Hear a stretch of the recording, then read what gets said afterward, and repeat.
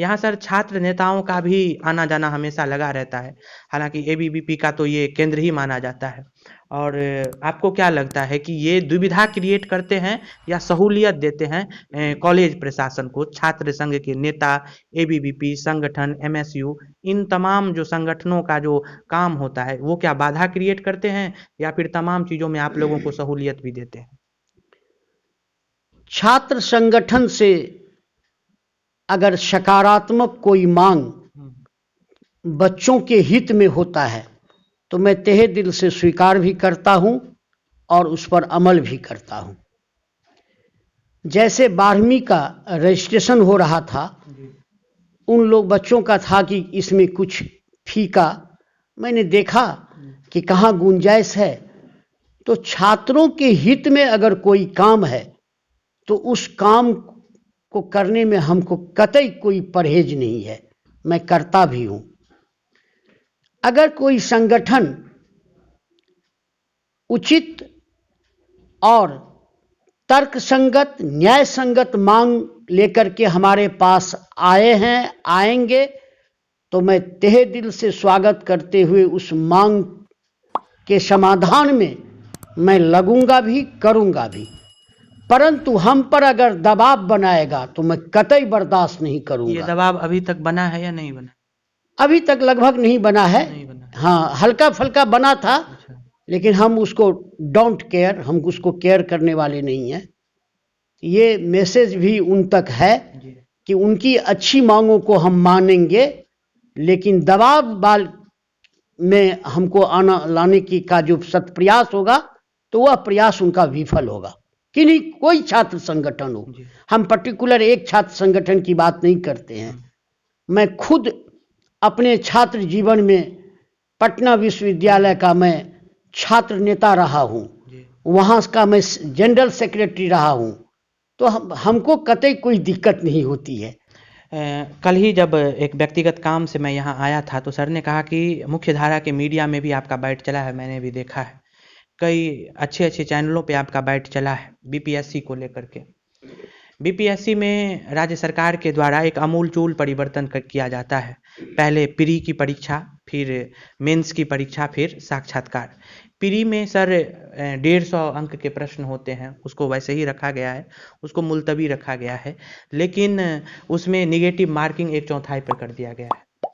उसके बाद मेंस में ये परिवर्तन खासा देखा गया है कि साहित्य जो हिंदी थी वो वैसे ही है, 100 नंबर की 3 घंटों की परीक्षा, जीएस पेपर 3 घंटों की, प्रथम जीएस पेपर 3 घंटों की 300 नंबर की, फिर सेकंड जीएस पेपर 300 नंबर की 3 घंटे की, ये वैसे ही मुलतवी है।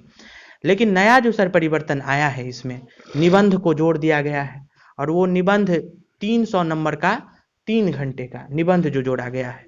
उसके बाद ऑप्शनल पेपर पे आपकी मुखरता है, मैंने देखा है आपके कई सारे इंटरव्यूज़, रिपोर्ट्स भी पढ़े हैं। जो 300 अंक का जो एक ऑप्शनल पेपर था उसको 100 अंक में तब्दील कर दिया जाता है और उसमें कहा गया है कि मात्र आपको 30% अंक लाना अनिवार्य है। तो ये तो सर जितने भी साहित्य के पेपर्स हैं, चाहे वो हिंदी हो, मैथिली हो, उर्दू हो, इन सभी पे गाजगिरी है। जो लोग ऑप्शनल में इन चीज़ों को रखते थे, 18 से ज़्यादा साहित्य के पेपर्स, और उसके बाद अगर आप इसके अतिरिक्त ऑप्शनल में जाए तो 38 पेपर होते हैं। तो 38 में आपकी मुखरता मैथिली को लेकर के है, वाजिब है, हम लोग मिथिला के हैं। लेकिन अन्य जो भी लैंग्वेजिकली भाषा है उन सभी पे तो गाजगिरी है। गाज सबसे अधिक मैथिली पर गिरी है। आप पूछेंगे क्यों? तो बीपीएससी से मैथिली को पूर्व में भी 27 फरवरी 1992 को माननीय लालू प्रसाद जी का मंत्रिमंडल मैथिली भाषा और साहित्य को बीपीएससी की वैकल्पिक विषय सूची से हटाया गया था उनके मंत्रिमंडल के द्वारा, बनाम बिहार सरकार का एक याचिका दायर हुआ माननीय पटना उच्च न्यायालय में। मात्र याचिका दायर हुआ था, लेकिन उसी याचिका का बहाना बना करके और माननीय लालू प्रसाद ने 27 फरवरी 1992 को मंत्रिमंडल की बैठक से मैथिली को वैकल्पिक विषय सूची से हटा दिए थे। फिर उसके बाद 92 संविधान संशोधन के बाद जब मैथिली संवैधानिक दर्जा को प्राप्त की और माननीय नीतीश कुमार 2005 में मुख्यमंत्री के पद पर आसीन हुए, तो 2007 में चेतना समिति के नेतृत्व में हम लोग गए, माननीय मुख्यमंत्री से मिले।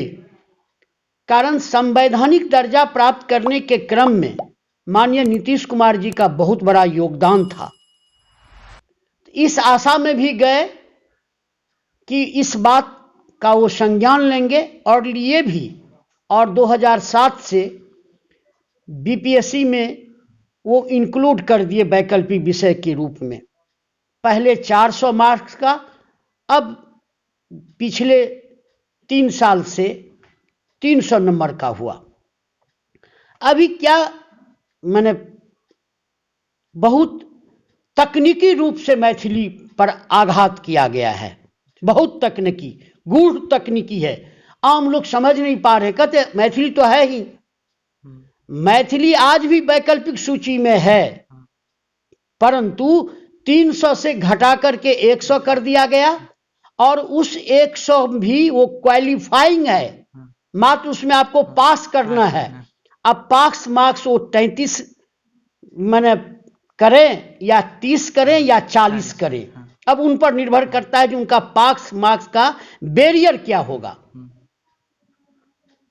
तो क्वालिफाई करना है, और वह जो क्वालिफाई करने के क्रम में जितना मार्क्स ऑब्टेन करेंगे बच्चे या प्रतिभागी, वो मेधांक में नहीं जुड़ेगा। तो एक दूर से बहुत बड़ी तकनीकी षड्यंत्र किया गया है, और इससे सबसे ज्यादा अगर कोई सब्जेक्ट आहत हुआ है या कोई लैंग्वेज और लिटरेचर आहत हुआ तो वो मैथिली है। उर्दू तो 300 में रहेगा निबंध में, हिंदी तो रहेगा, अगर बंगला नहीं है तो बंगला तो यहाँ की भाषा नहीं है, बंगाल की भाषा है। पाली और ये प्राकृत पढ़ने वाले कितने लोग हैं, लेकिन मैथिली पढ़ने वाले हैं। जब माननीय लालू प्रसाद ने मैथिली को वैकल्पिक सूची से हटाया था, तो उसके बाद बच्चों की कमी हो गई। नामांकन लोग मैथिली में नहीं लेते थे, मैथिली नहीं पढ़ते थे। एक एक विभाग में 2-3 बहुत सारे विभाग टूटने की स्थिति में हो गई। अभी आप किसी कॉलेज में जाइए, यहाँ पे 168 छात्र नामांकन करवाए हैं, जहाँ मैं बात कर रहा हूँ ऑनर्स में। इसी तरह हर कॉलेज में 100 से ऊपर ऑनर्स में नामांकन हुआ है। तो ये जो मैथिली पढ़ने वाले छात्रों की संख्या हुई है, उसी अनुपात में 500 किताब सालाना अभी मैथिली में छप रहा है, विभिन्न साहित्यकारों के द्वारा लिखा जा रहा है। साहित्य अकादमी और मैथिली अकादमी की किताबें नहीं मिलती है। वो प्रतियोगी जो छात्र हैं, वो छात्र खरीद करके पढ़ते हैं। यह भी एक भ्रम समाज में फैला हुआ है कि मैथिली लोग ले लेता है, मार्क्स मिल जाता है। ऐसी कोई बात नहीं है।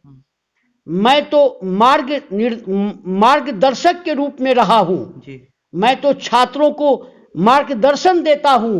हमें तो इस बात की अनुभूति है कि वो छात्र किताब खरीद के 20-20 किताब खरीद करके और पढ़ते हैं।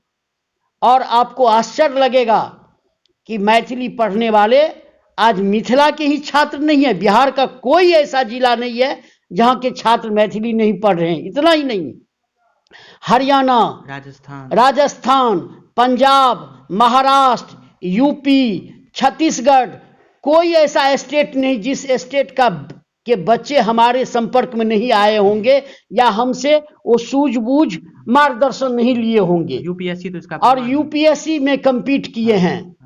मैं कम से कम 30-35 बच्चों का लिस्ट दे सकता हूं जो दूसरे राज्य के छात्र यूपीएससी compete किए हैं मैथिली रख करके। उस मैथिली पर बहुत बड़ा आघात हुआ है, ये दर्द में मैं कह रहा हूं।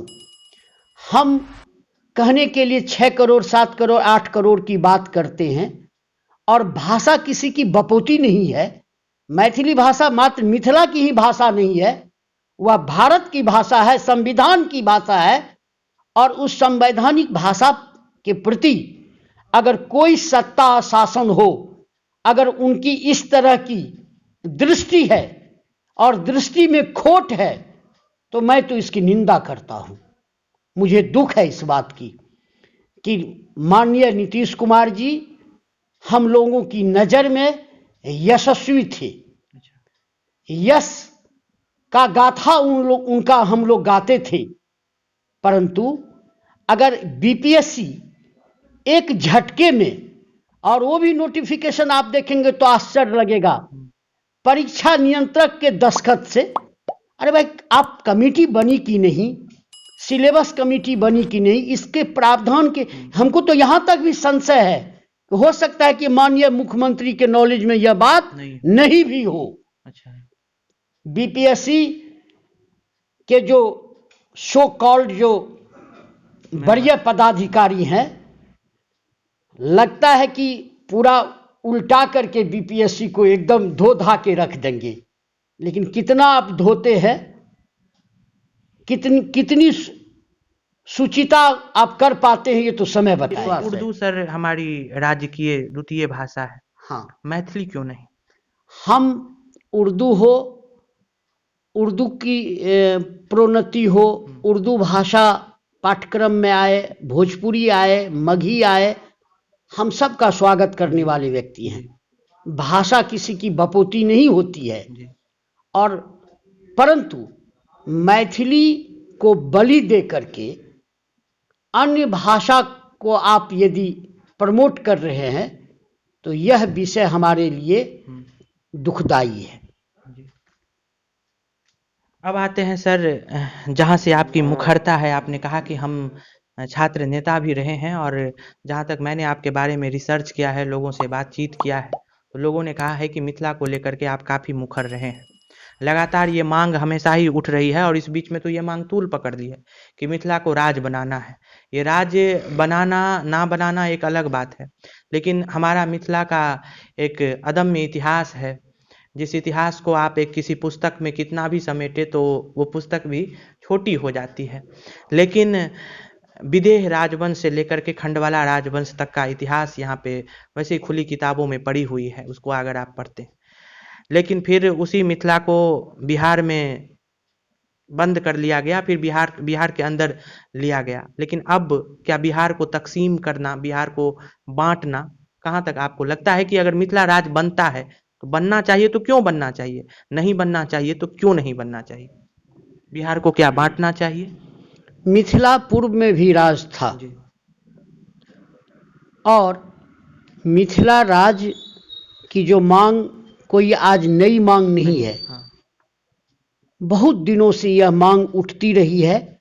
यह अलग बात है कि इस मांग के समर्थन में बहुसंख्यक लोग अभी आए हैं।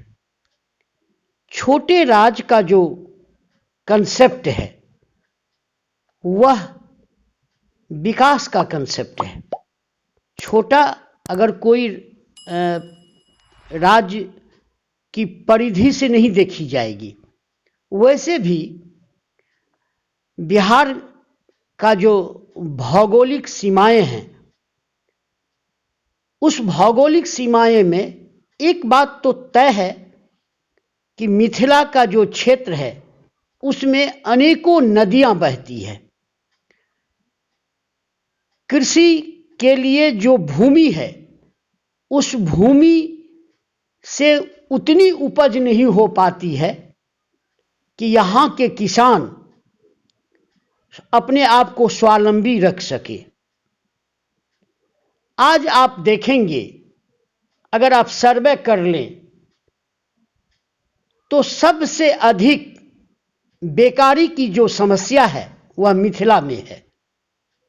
यदि बेकारी की समस्या नहीं होती या कम होती तो जननायक, जनसाधारण, जन सेवा सब में देखिए जन लगा हुआ है, और वह जन कभी नायक बना है, कभी सेवा बना है।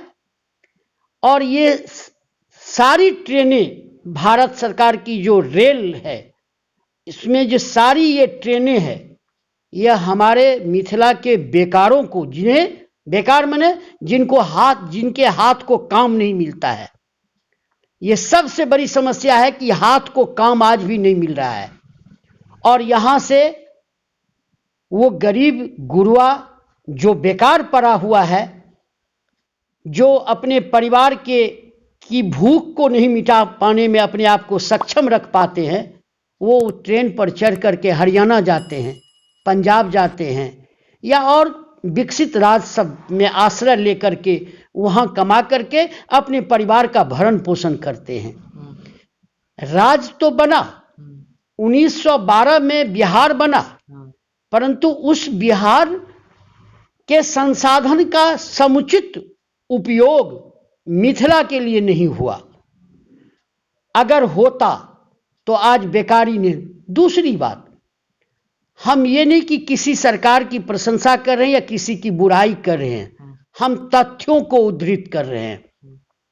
आज से 40 वर्ष पूर्व, 50 वर्ष पूर्व, 30 वर्ष पूर्व अनेकों मिलें थी मिथिला में, खास करके चीनी मिलें। आज एक भी चीनी मिलें नहीं है। दुर्भाग्य है कि एक भी मिल नहीं है, एक भी कल कारखाना नहीं है। एम्प्लॉयमेंट कहां मिलेगा? बेकारी कैसे दूर होगी? तो कल कारखाना होने से, मिलें होने से। और कृषि योग्य जो भूमि है वो भी उपजाऊ नहीं है, क्योंकि समुचित व्यवस्था नहीं है, सिंचाई का प्रबंध नहीं है। अब आप देखेंगे कि खाद के लिए देखते हैं, आज एक साल से एक विडंबना कि खाद के लिए लंबी लंबी कतारें रहती है। महिलाएं जाकर के रात में सो जाती है अपनी कतार में, चप्पल रख करके, अब बगल में पेशाब शौच करने के लिए जाती है। तो ये सब दुर्भाग्य है। कुमार सर्वजीत जो हमारे कृषि मंत्री हैं, वो कह रहे हैं कि कृषि ये केंद्र सरकार ही नहीं खाद का पैसा दे रही है, आवंटन नहीं कर रही है। अब कौन दे रही है, नहीं दे रही है, किनके पार्ट पर गड़बड़ी हो रही है, ये तो हम कहना भी नहीं पसंद करेंगे, क्योंकि मैं किसी पर्टिकुलर किसी पार्टी या व्यक्ति पर हम आक्षेप करने की मेरी प्रवृत्ति नहीं रही है। अब आप देखिए पूरे मिथिला में हैं आप। हाँ, हम पक्ष में हैं। तो ये तो बिहार में रह के भी ना हम मांग को कर सकते हैं, मुख्यमंत्री के पास जा सकते हैं, बड़ा बड़ा संगठन मुख्यमंत्री से मिल सकता है। बिहार, झारखंड अलग, उड़ीसा अलग, इसके बाद नेपाल के तराई सीमा, तो कितना आप बिहार को तकसीम कीजिएगा? आप एक चीज बताइए कि अगर कोई राज्य बना तो क्या उस राज्य का विकास नहीं हुआ? अभी हम 2005 के बाद नीतीश जी आए हैं। नीतीश जी जब आए उससे पहले जो बिहार में सड़कें थी, उन सड़कों को जो लोग देखे होंगे और अभी की सड़कों में अंतर तो है।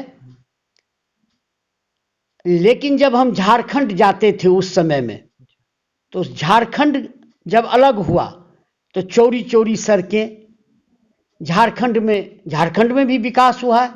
कोई व्यक्ति कहते हैं कि झारखंड का विकास नहीं हुआ राज्य बनने से, हम नहीं मानने वाले हैं।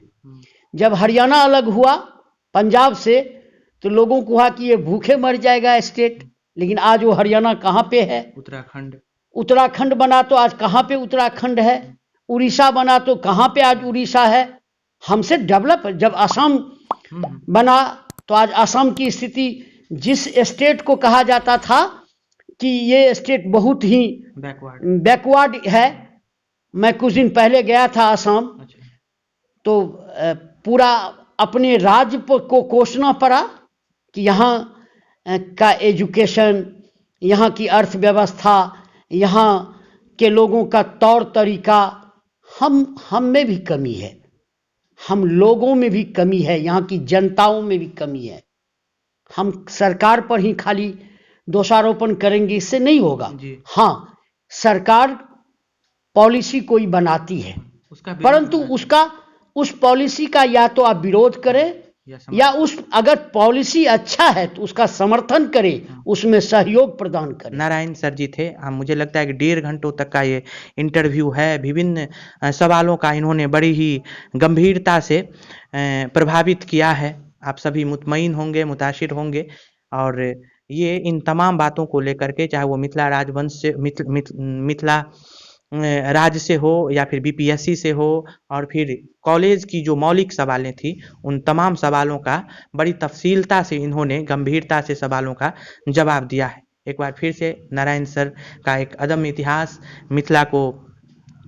मिथिला के इतिहास में इनका भी इतिहास स्वर्णिम अक्षरों में लिखा जाएगा। इनकी जो एक अपनी स्थिरता है, अपना साम्राज्य है, उसको लेकर के मैंने कहा है, और बेहद वही स्थिरता का प्रयोग यहाँ भी करेंगे और ये सफल भी होंगे।